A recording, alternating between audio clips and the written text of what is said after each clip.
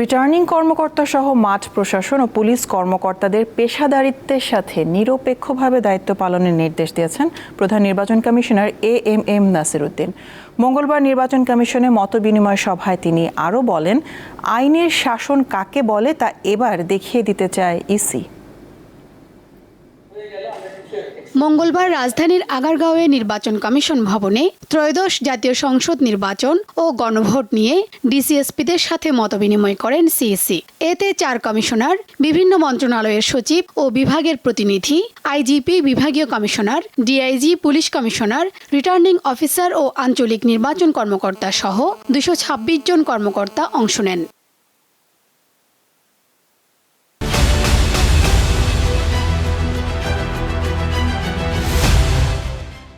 বক্তব্যে মাঠ প্রশাসনের ঊর্ধ্বতন কর্মকর্তারা জানান, যে কোনো অপকর্ম মোকাবেলায় তাদের সক্ষমতা ও প্রস্তুতি আছে। তবে অস্ত্র উদ্ধারে কেউ কেউ অসহায়ত্ব প্রকাশ করেন। অস্ত্র উদ্ধার সম্পর্কে আমরা নিজেদের কাছে বিব্রত, বিচলিত, লজ্জিত। কিছু কিছু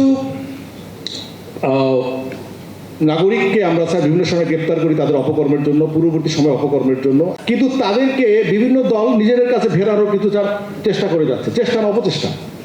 আমরা যখন তাদেরকে ধরতে যাই তখন নানান রকমের তদবির, দিনের বেলা বক্তৃতা ছাড়া রাতের বেলা কিন্তু তদবির।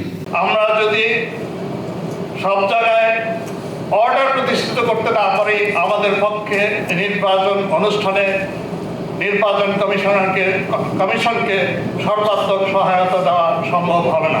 ভাঙচুর বা মব দেখতে চান না উল্লেখ করে নির্বাচন কমিশনাররা জানান, ভোট কেন্দ্রগুলোতে নাশকতার চেষ্টা হতে পারে। এ বিষয়ে সতর্ক থাকতে হবে। সন্ত্রাসী যদি এলাকা থাকে তাহলে আপনারা এলাকা ছাড়া থাকবেন, ওদেরকে দৌড়ের উপর রাখতে হবে, তা নাহলে আপনাদেরকে ওরা দৌড়ের উপর রাখবে।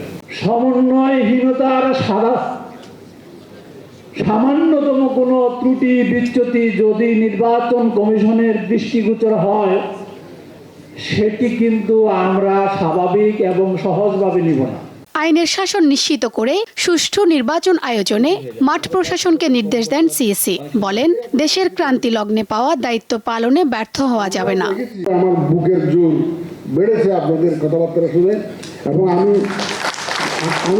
আপনারা আমাকে আশ্বস্ত করেছেন, আমি আশ্বস্ত হয়ে ফিরে যাচ্ছি।